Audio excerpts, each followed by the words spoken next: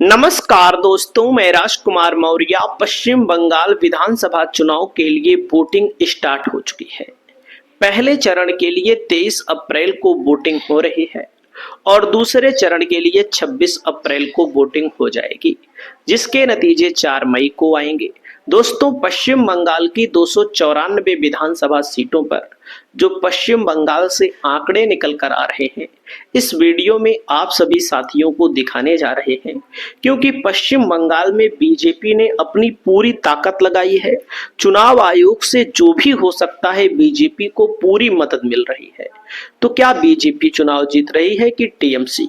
क्योंकि टीएमसी के लिए प्लस पॉइंट यह साबित हो गया है कि जो हुमायूं कबीर है, जो टीएमसी की पार्टी के विधायक थे और वे पार्टी बनाए, बाबरी मस्जिद का निर्माण शुरू किए और उनका गठबंधन ओवैसी से हुआ। तो दोस्तों, क्या उसका असर बीजेपी के ऊपर पड़ रहा है? उसका बीजेपी को फायदा मिल रहा है? फायदा मिलता, लेकिन जो एक ऑडियो वीडियो वायरल हो गया, उससे बीजेपी की तकलीफ बढ़ चुकी है।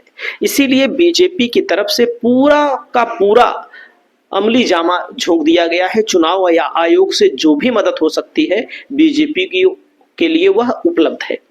दोस्तों, अगर आप देखेंगे आंकड़े जो आ रहे हैं, उत्तर दिनाजपुर के 9 सीटों में से बीजेपी को 2 सीट और टीएमसी को 6 सीट और 1 सीट कांग्रेस के खाते में जाती हुई दिख रही है। दोस्तों, अगले जिले की ओर बढ़ेंगे। दार्जिलिंग में 5 सीट है। यहाँ बीजेपी को सम्मानजनक 2 सीटें मिल रही हैं, टीएमसी को भी 2 सीटें मिल रही हैं और 1 सीट यहाँ पर कांग्रेस भी, कांग्रेस का मतलब यहाँ पर अन्य कांग्रेस सब मिला करके इसी में है। तो दोस्तों, कांग्रेस के साथ 1 सीट जाती हुई दिख रही है, जो आपके सामने दार्जिलिंग में दिखाया जा रहा है। दोस्तों, अगले जिले की ओर बढ़ेंगे तो जैसे पूर्वी मेदिनीपुर है, कुल मिलाकर के यहाँ एक तरफा टीएमसी को क्लीन स्वीप है, क्योंकि यह वह इलाका है जो टीएमसी का गढ़ कहा जाता है, टीएमसी का मजबूत किला कहा जाता है। इसको तोड़ना, इसको भेदना किसी के बस की बात नहीं है। हालांकि पहले लेफ्ट और कांग्रेस बराबर की लड़ाई लड़ते थे, लेकिन जब से बीजेपी चली गई है तो बीजेपी के जाने से लेफ्ट और कांग्रेस का नुकसान हुआ है, साथ ही यहाँ पर टीएमसी का फायदा हो गया है। दोस्तों, अगले जिले की ओर बढ़ेंगे। अगला जिला है जलपाईगुड़ी। 7 सीटों में से बीजेपी को 2, यहाँ पर टीएमसी को 4 और कांग्रेस को 1 सीट मिलने के संकेत दिखाई दे रहे हैं। दोस्तों, अगले जिले की ओर बढ़ेंगे। कूच बिहार, यहाँ बीजेपी के लिए 2 सीटें मिल रही हैं और यहाँ पर 2 सीटें कांग्रेस के लिए भी है और 5 सीटें यहाँ पर टीएमसी गठबंधन के लिए जा रही है। टीएमसी यहाँ पर बहुत आगे है। दोस्तों, अगला जिला आता है हावड़ा की 16 सीटों में बीजेपी को 2 और यहाँ पर टीएमसी को 14 सीटें, कांग्रेस को 0 सीटों पर सिमटना पड़ रहा है। दोस्तों, उसके बाद नादिया की 17 विधानसभा सीटों में बीजेपी को 2, कांग्रेस को 2 और 13 सीटें यहाँ पर टीएमसी क्लीन स्वीप इकट्ठा।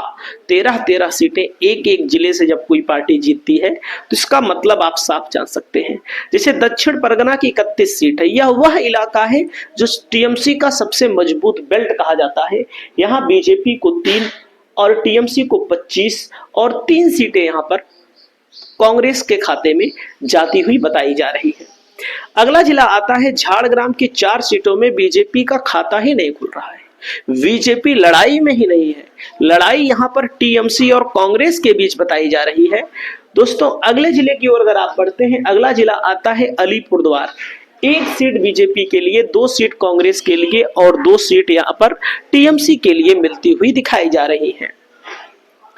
अगला जिला आता है पश्चिमी मेदिनीपुर की 15 विधानसभा सीटों में से टीएमसी को 13 और 2 सीटें कांग्रेस गठबंधन के खाते में जा रही है। कांग्रेस एक तरफा यहाँ पर 2 सीटें जीत रहा है, हालांकि बीजेपी की तुलना में, टीएमसी की तुलना में नहीं। दोस्तों, अगला जिला आता है आपके सामने यहाँ पर मालदा की 12 सीटों में से बीजेपी को 2 सीटें और टीएमसी को 10 सीटें, कांग्रेस को कोई सीट नहीं मिल रही है। दोस्तों, मालदा के बाद अगर आप जाएंगे, पूर्व वर्धमान की 16 सीटों में बीजेपी को 4, टीएमसी को 10 और 2 सीट कांग्रेस के खाते में जा रही है। पूर्व वर्धमान की 16 सीटों में से दोस्तों अगले जिले की ओर बढ़ते हैं। अगला जिला आता है दक्षिण दिनाजपुर की 6 विधानसभा सीटें हैं। 5 सीटों पर टीएमसी और 1 सीट पर कांग्रेस यहां पर अपने आप को भारी पा रही है। दोस्तों अगला जिला आता है आपके सामने पश्चिमी वर्धमान में। यहां पर 8 सीटों पर टीएमसी और 1 सीट पर कांग्रेस को यहां पर भारी बढ़त मिलती हुई दिख रही है। दोस्तों अगला जिला आता है उत्तर परगना की 33 सीटें। अब आप देखिए 33 सीट एक जिले में, हमारे यहाँ 33 सीट एक जिले में पश्चिम बंगाल में है। दोस्तों देख सकते हैं उत्तर परगना में 33 में सीधा सीधा 25 टीएमसी के खाते में जा रही है। बीजेपी को मुश्किल से 5 और कांग्रेस को मुश्किल से 3 सीट मिल रही है। तो इसका मतलब आप समझ लीजिए कि उत्तर परगना कितना बड़ा गढ़ है टीएमसी का। टीएमसी 2-4-6 जिले ऐसे हैं जहां पर वाकई में सीटें ज्यादा हैं और वहीं से सबसे ज्यादा सीटें निकाल लेती है और बीजेपी के लिए वहां पर मुश्किल है। बांकुरा की 12 सीटों में पूरा क्लीन स्वीप कर रही है। बांकुरा की 12 सीटें यहां पर टीएमसी के खाते में आती हुई दिखाई दे रही है। दोस्तों अगला जिला आता है कोलकाता की 11 सीटों में 1 सीट बीजेपी को, 9 सीट टीएमसी को और 1 सीट कांग्रेस को। 1 सीट कांग्रेस को यहां पर जाती हुई दिखाई दे रही है। अगला जिला आता है कालिम्पोंग की 1 सीट है। दोस्तों कालिम्पोंग जिला ऐसा है जहां पर 1 सीट है और सबसे छोटा विधानसभा वाला जिला यही है, यहाँ पर 1 ही सीट है, आप समझ सकते हैं। और अगला जिला आता है दोस्तों हुगली की 18 सीटों में से बीजेपी को 0, टीएमसी को 17 और कांग्रेस को 1 सीट मिल रही है। कांग्रेस का खाता खुल जा रहा है लेकिन बीजेपी खाता खोलने के लिए तड़प रही है।